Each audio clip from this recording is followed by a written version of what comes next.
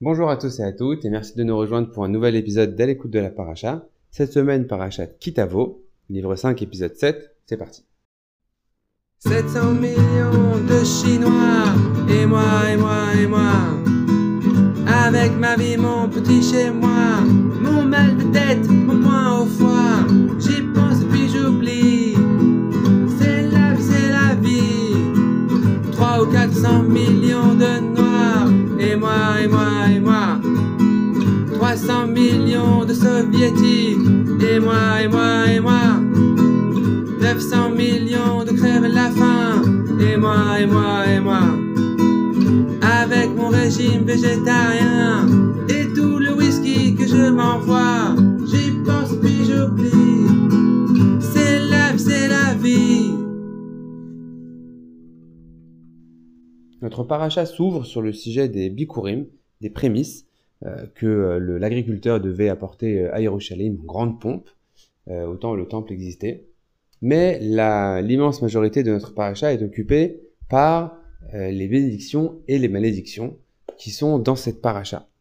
Les malédictions qui tiennent une place, un volume très important. Et on va s'attarder sur un verset qui est vraiment à la toute fin de notre paracha, où Moshe s'adresse donc à Israël et leur dit rappelez-vous, vous voyez tout ce que Hachem a fait pour vous en Israël, en Égypte, à Pharaon, tout ce qu'il vous donne tous les jours, il vous a conduit dans le désert. C'est vraiment juste avant d'entrer en Eretz Israël. Je vous rappelle que Sefer Devarim, c'est vraiment quelques semaines avant d'entrer en Eretz Israël.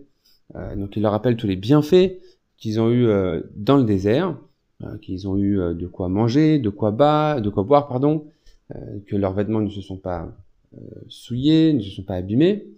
Et le verset 5 du dernier chapitre de notre paracha se conclut de la façon suivante. Lechem lo achaltem veyen veshachar lo shatitem leman ted'u ki ani Adonai Elohechem. Du pain vous n'en avez pas mangé, et du vin et des boissons fortes vous n'en avez pas bu, afin que vous sachiez que je suis Hachem, votre Dieu. Et il y a une question ici qui est soulevée par un sefer qui s'appelle Aktav Ve'Akabala. Et il dit c'est étonnant, parce que jusqu'à présent, Hachem a parlé, c'est Moshe qui a parlé.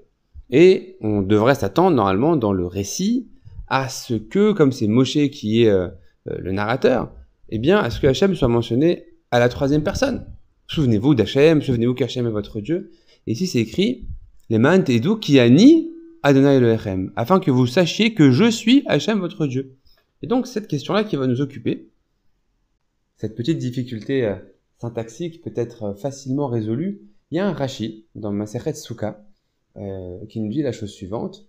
Il nous dit que le terme Ani est un nom d'Hachem.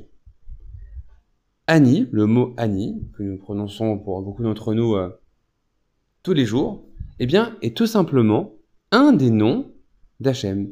C'est-à-dire que quand le verset dit Ki Ani Hachem Elokechem, on peut le lire parce que Ani, Hachem, est votre Dieu.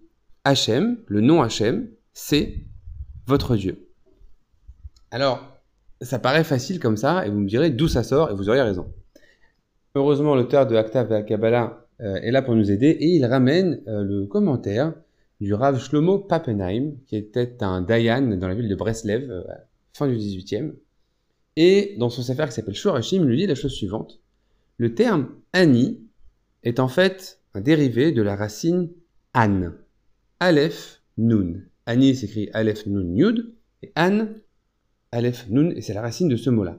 Et An désigne la direction, comme on dirait par exemple Anateler, vers où vas-tu. Et le Yud, à la fin d'un mot, comme vous le savez, en hébreu, désigne le possessif. Bait, une maison, Beiti, ma maison. Et oui, Jamy, mais alors qu'est-ce que ça voudrait dire Ani alors? Ma direction? Non, ça c'est le nom d'une chanson, ça n'a rien à voir. Après ce beau moment de solitude et de kiff perso, passons à l'explication. Je vais essayer de vous transmettre ce que moi j'ai compris de l'explication parce qu'elle est assez profonde, assez technique. Et donc voilà ce que j'en ai retenu. Ani, le terme Ani, désigne une entité qui peut questionner, connaître, appréhender sa propre essence. Les êtres humains, nous sommes composés d'un corps et d'une partie spirituelle, et ceci ne nous permet pas, nous n'avons pas la faculté d'appréhender, d'accéder à ce qu'est l'essence des choses. Nous pouvons tout à fait décrire les caractéristiques de quelque chose. Nous pouvons tout à fait comprendre ce qu'est une chose telle que nous la voyons. Nous pouvons décrire des événements météorologiques, nous pouvons décrire des idées, nous pouvons décrire des objets, tout ce que nous voulons, mais nous ne pouvons pas accéder à ce qu'est l'essence de quelque chose. Et si il y a quelqu'un, si on peut l'appeler comme ça, qui est vraiment répond à ce descriptif-là de ce que peut être Ani, eh bien c'est bien Hachem. Lui qui est omniscient, qui est omnipotent, qui est l'essence de toute chose. Mais ce n'est pas tout. Le terme An, la racine An, Aleph Nun, est aussi un dérive aussi, de ce terme-là dérive aussi la racine Ana, Aleph Nun He, qui désigne le fait de susciter quelque chose, de provoquer quelque chose. L'oteune elecha ra'a, il est écrit dans Tehillim. Il ne t'adviendra aucun mal. Donc le terme Ani nous renvoie aussi à Hachem en tant que moteur de toute chose, en tant que cause de toute chose. Ilat Hailot Sibat Hasibot. Je ne sais pas vous donner la référence exacte, mais c'est une affirmation qui est connue. Nous avons donc aujourd'hui appris que le terme Ani était un nom de Dieu qui nous renvoie à sa faculté d'être l'essence, de connaître l'essence des choses, et également le moteur de toute chose. Et pour conclure, il y a un exemple que vous tous connaissez, et où le terme Ani peut vraiment prendre cette dimension-là. C'est cette Mishnah dans Pirkei Avot, où Hillel nous dit « Im ein ani li mili ». Voilà, j'espère que ça vous a éclairé sur ce terme-là. Shabbat Shalom.